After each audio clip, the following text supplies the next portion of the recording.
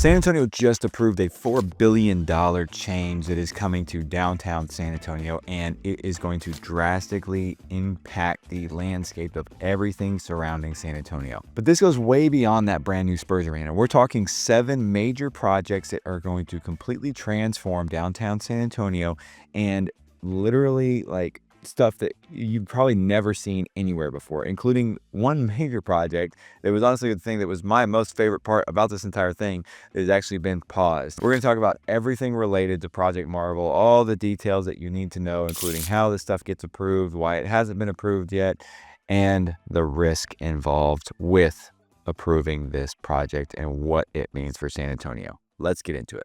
So first, let's talk about what Project Marvel actually is. So it is a $3 to $4 billion project that is going to, again, completely transform the landscape of downtown San Antonio. At the center of this project, and probably the most important piece to it, is a $1.3 to $1.5 billion brand new Spurs basketball arena right in the heart of downtown San Antonio. This was something that the Spurs have wanted for years and years and years, even whenever they created and built the Frost Bank Center that they currently play at.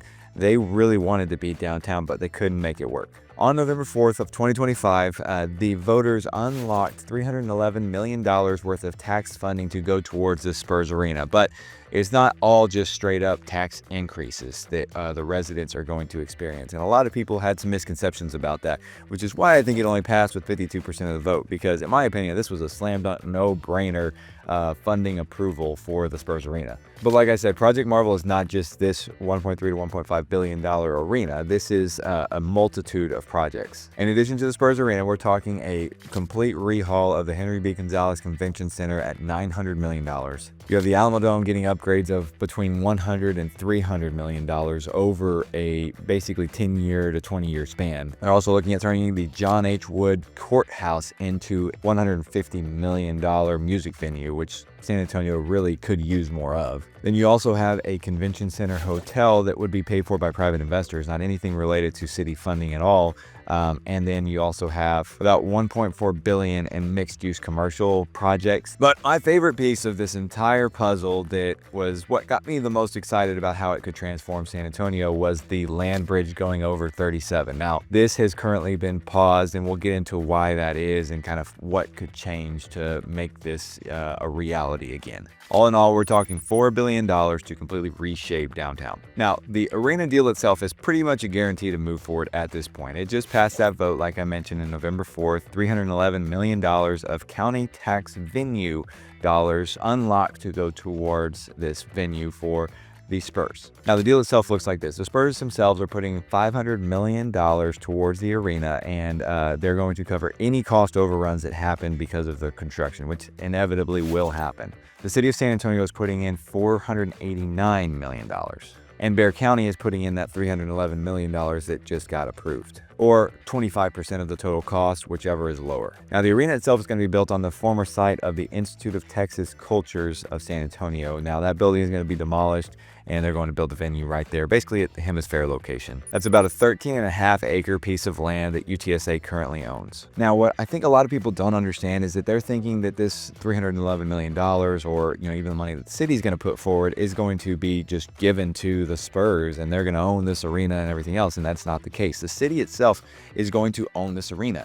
The Spurs, of course, will get the special naming and advertising rights for the name of the arena and get the revenue that comes from everything that obviously happens within the arena related to the Spurs. There's also a 30-year non-relocation agreement, which is important for any and every professional sports team. And that would essentially start whenever their current agreement at the Frost Bank Center was over in 2032. So that's going to extend the Spurs to San Antonio until 2062. They'd be paying $4 million a year in rent, which would go up over time. They'd also be putting in $25 million a year in maintenance and upkeep of the building itself, in addition to paying $75 million over that span in community improvements. But knowing where this money is coming from is probably the most important part, so that everybody can get on board, especially the residents of San Antonio, because not $1 of this funding is coming from increases in resident taxes. If people truly understood that, in my opinion, it would completely change the politics and the outlook about this change in the local mindset. But now let's get into some of the politics behind how all of this is coming to fruition. So starting off with Spurs Arena, since that just recently happened. So Peter J. Holt put in $6.5 million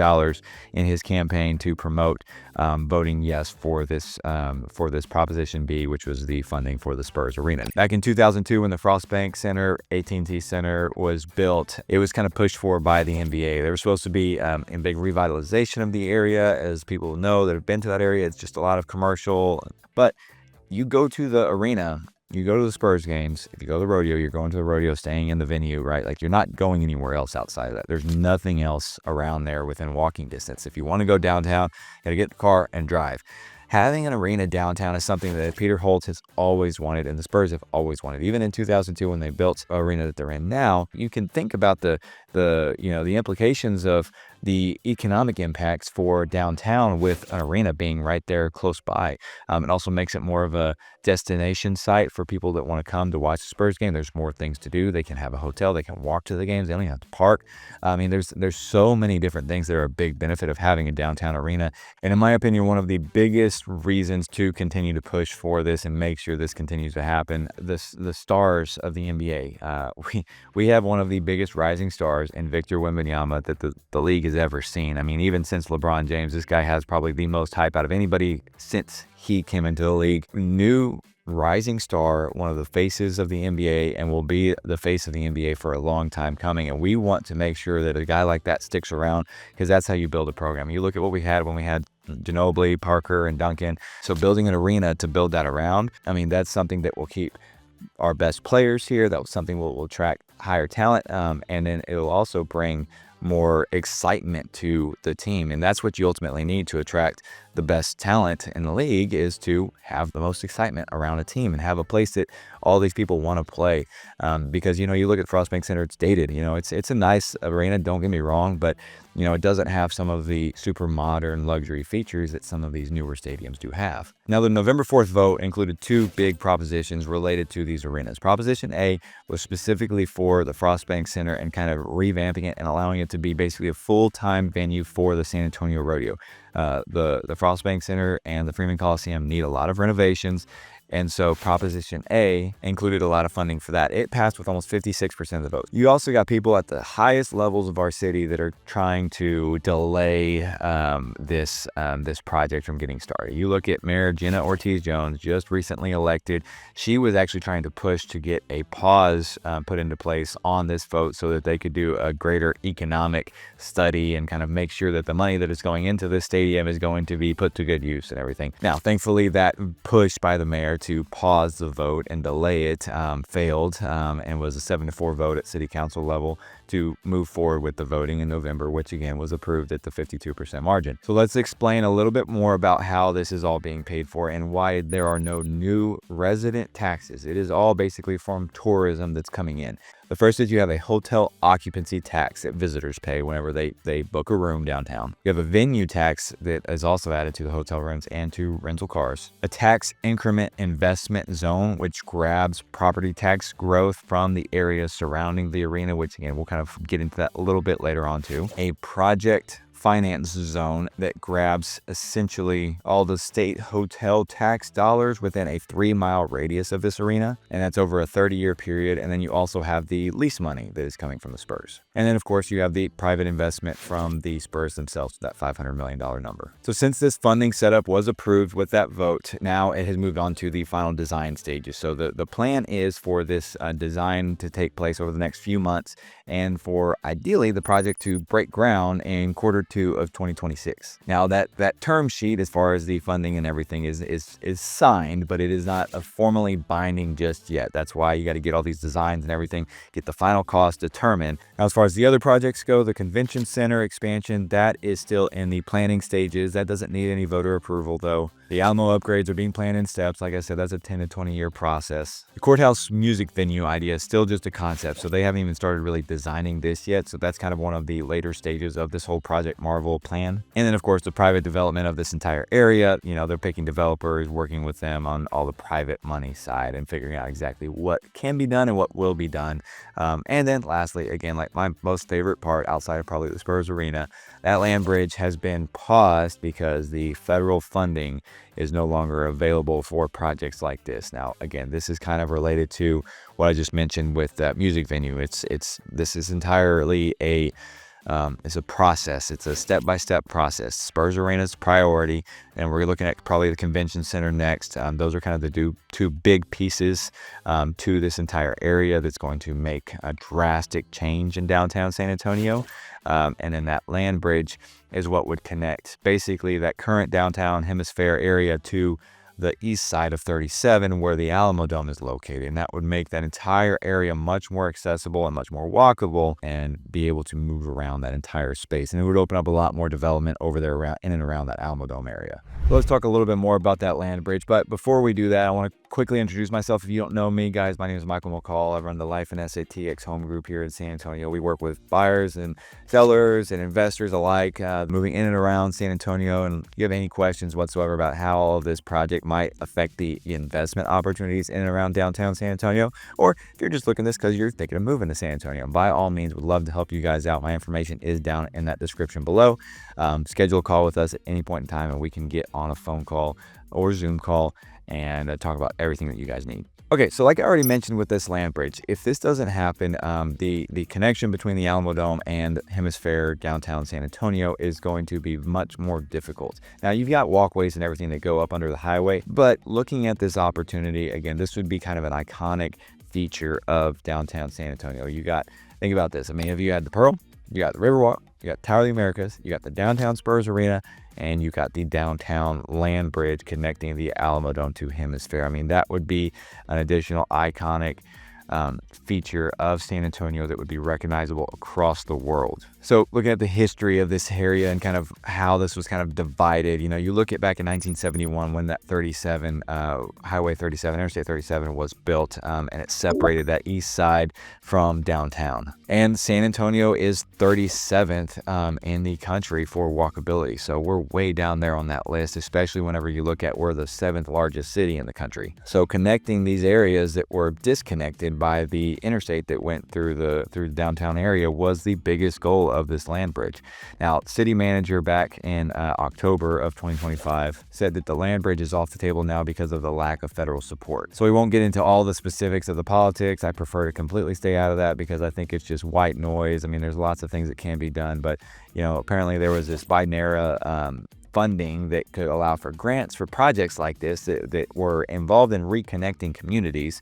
But ever since, Trump has taken over, that funding for that specific project has gone away. Now, I think that this is well worth some additional legwork on the city managers and the mayor's part to get this to happen because, in my opinion, that would drastically increase the quality of life for those people on that east side and make it a lot more accessible to get to downtown. It makes that downtown area a lot more walkable. It opens up a lot more development opportunities over in and around that Alamo Dome area too. So obviously, all of this development is going to create a big residential neighborhood impact as well too. So there's lots of very notable neighborhoods in and around downtown San Antonio, some that are going to be big winners with this project going through, and others that maybe wouldn't be as big a winner. So let's start off with the winners first. Dignity Hills, in my opinion, is going to be a big one just because it's right there on that east side of the highway. So you get this land bridge going. I mean, even just developing Hemisphere more so, you got the Pearl, you've got the Riverwalk a little bit further away from the Dignity Hills area, but that Hemisphere is closer in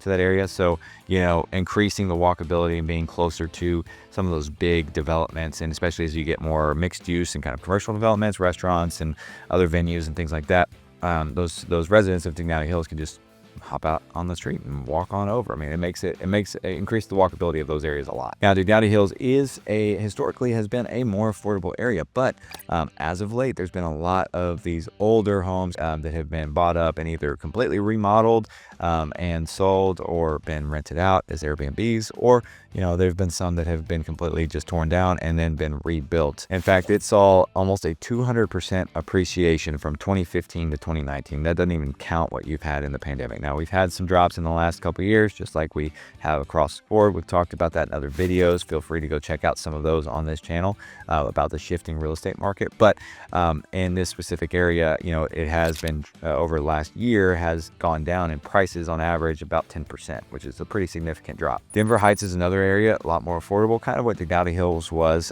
further back several years ago. Average price point here is about $192,000, which is actually up 8% year over year. So you look at those more affordable areas and kind of see a little bit of an increase in that area compared to probably what you're looking at is some of those new constructions or those flips in Big Dowdy Hills. What I would consider one of the top end luxury neighborhoods and one of the most beautiful historic neighborhoods in San Antonio's King William District, which is south of downtown. Average price there $427,000, so significantly more than these other two. But being so close to downtown and having the history, the higher end homes, that's going to help drastically with those that are wanting to live in a walkable area and be able to go in and out of that Hemisphere area with an easy 10-15 minute walk. Closer into downtown compared to the King William District, you're looking at the Lavaca Southtown area.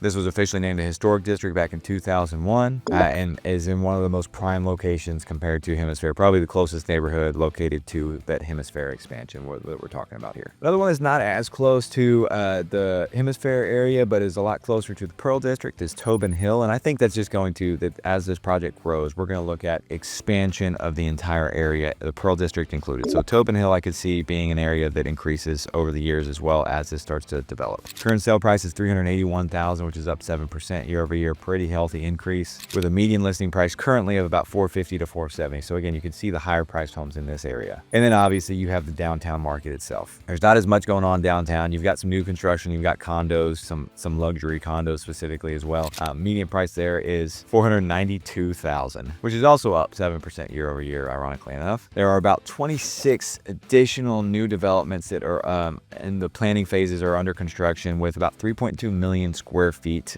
being added to downtown San Antonio. So you think about the impacts that, just adding in these projects from Project Marvel will be, downtown San Antonio area is already growing, and this is just going to drastically increase that as well. Now, there's some pluses and minuses to all of this development. Of course, you got the walkability increase, you've got just the overall the price growth of the area for those looking at investment potential.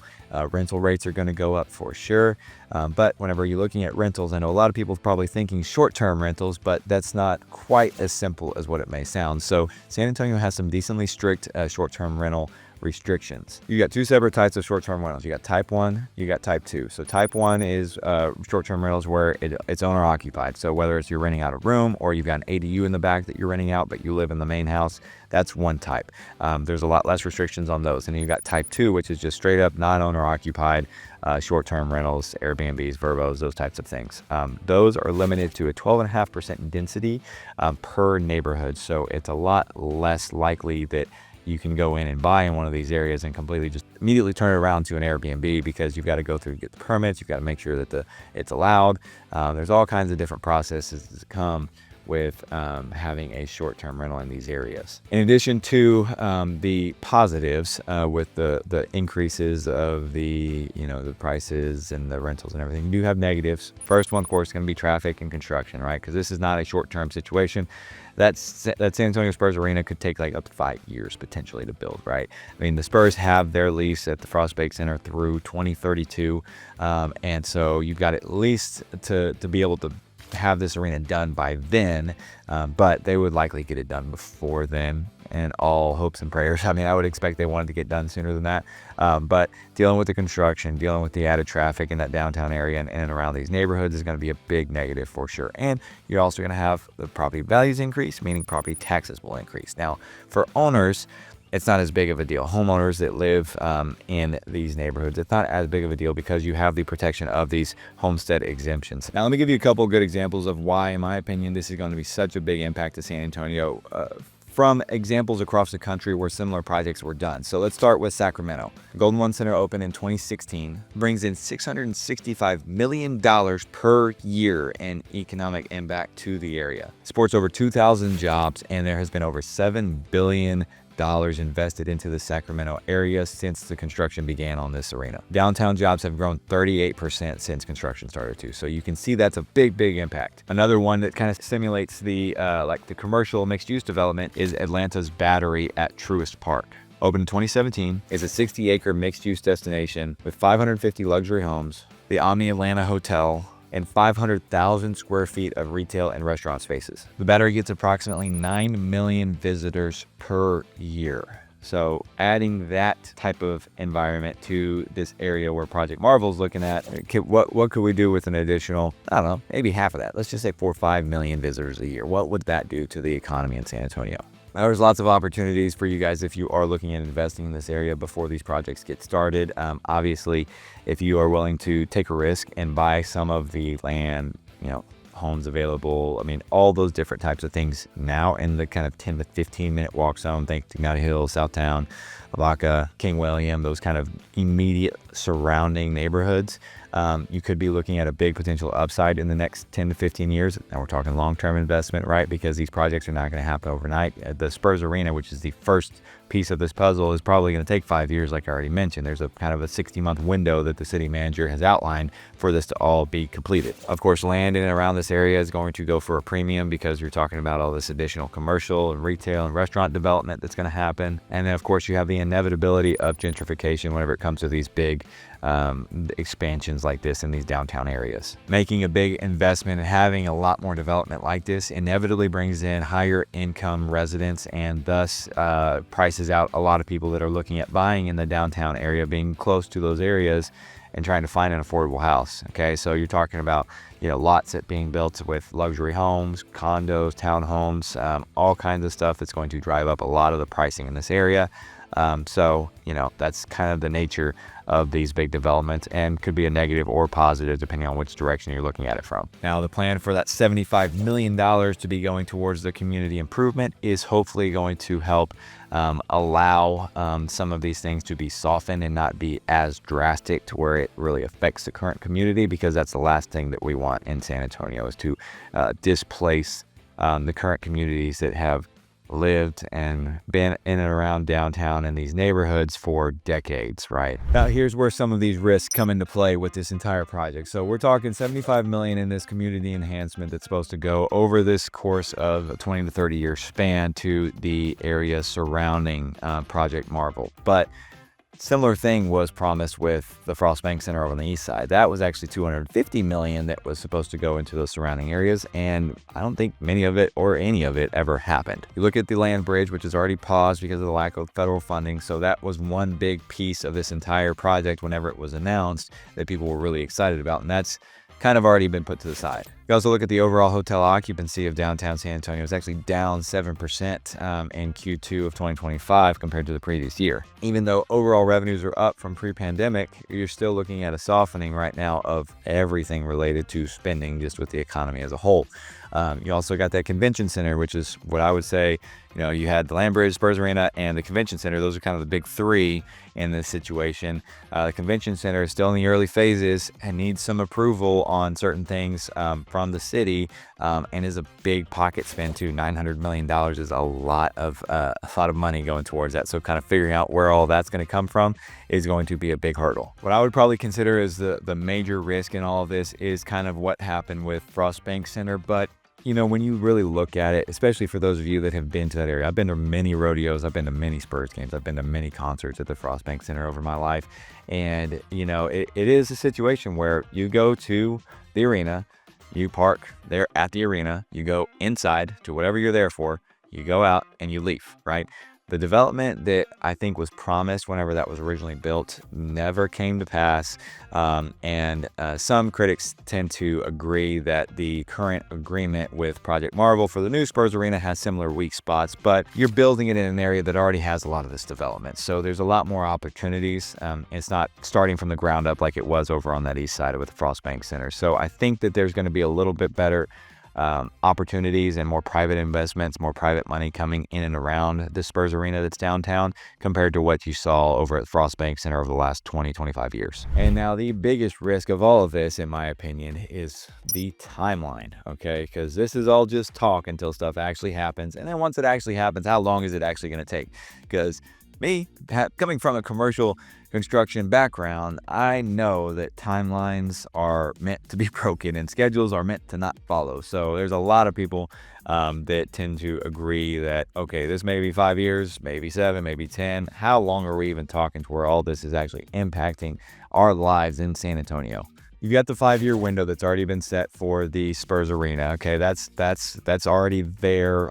Let's hope that that stays true, because we really need it to be done before the Spurs are needing to get out of Frost Bank Center to avoid any kind of issues with that situation. Hopefully that convention center expansion will take place during the same window and will, kind of be done around the same time. So we're thinking maybe 5 years from now, the two biggest pieces of this construction will have already happened. But you still got a lot of design and funding things that have to come into play with that convention center. The Alamo Dome improvements are not going to happen tomorrow either. You're talking 100 to 300 million, but you're talking over a 10 to 20 year period. So these are just kind of gradual improvements as they start to come up with what improvements are needed to be done with the Alamo Dome. And I would just consider that courthouse venue to be a shorter term project as far as overall construction of it. So, realistically, that could possibly be done around the same 5-year window, or it could wait till afterwards. And then you also have the hotel, the convention center hotel, and all the other development. I mean, all this stuff could be going on at the same time. Could happen within the 5 years that the stadium is going to be built, because that, in my opinion, is going to be the longest construction period. But at the same time, there's a very real chance that could extend on, and this could be a decade in the making before all of this is completed. And then who knows what's going to happen when that's all said and done. Maybe there's additional projects. So, there's got to be kind of an end in sight for us as residents and the tourists that are coming, because you don't want to come and just visit the construction zone. Like, that's not something you want to be a part of. One other big plus, in my opinion, with this is that Proposition A, as far as the reuse of the Frost Bank Center and the Freeman Coliseum for the San Antonio Rodeo specifically. This vote, Proposition A, gave $192 million to do some of the necessary renovations to the grounds, kind of building new, like some cattle barns and some stock show barns, some different things that the rodeo has needed. But if you've ever been to the San Antonio Stock Show and Rodeo, it is a full-on experience, and I am personally thrilled that is going to be the permanent home for the San Antonio Stock Show and Rodeo, because it is the number one large indoor rodeo, multiple years. Pretty much every year it gets rated as the top large indoor rodeo in the entire country. So that's going to be a big plus, and the timeline for that, of course, is completely unknown at this point in time. So here's the bottom line with all of this. Project Marvel is real. It's going to happen. It's a matter of when. The first phase, again, was already approved with that first vote, thankfully, and I can't wait to promote the rest of these expansions, and hopefully it comes sooner rather than later so that we can all start reaping the benefits. So like I mentioned, guys, if you have any questions whatsoever about real estate, buying, selling, moving to San Antonio, in and around this area, reach out to me or someone on my team. You can schedule a call with us at that link in the description below, or you can shoot us an email right here.